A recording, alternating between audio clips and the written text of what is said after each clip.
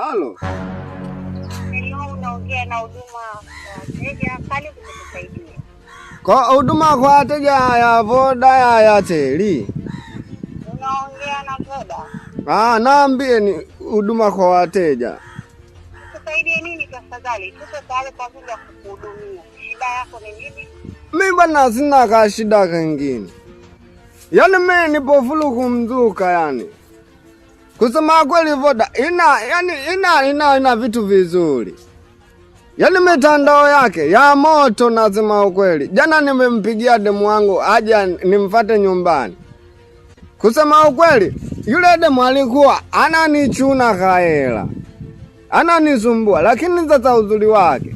Muda ule anataka kuja nyumbani. Simu kila akepiga inaambiwa inatumika. Yaani Voda mpo vizuri, mmembania yule dada. Sitaki aje tena nyumbani kwangu.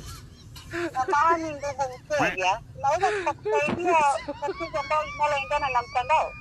Yaani si ndio huo ulonisaidia jana. Alafu vile vile una kasauti kazuri dadangu. Kwani umeolewa? Unaongea na huduma ya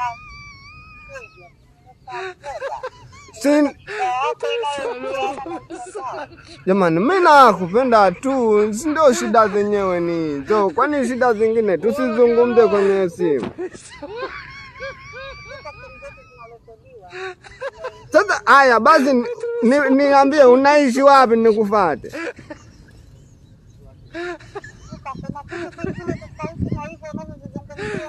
Yaani hapa mimi kila kitu nimekamilika. Tatizo mahusiano tu.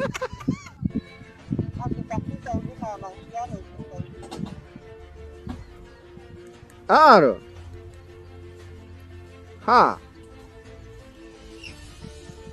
Wewe huduma kwa wateja wewe? No. Amekata. Kange jichanganya. Ninge kaabaka. Afya Mungu tuna ninge kaabaka. Kana ka sauti kazi.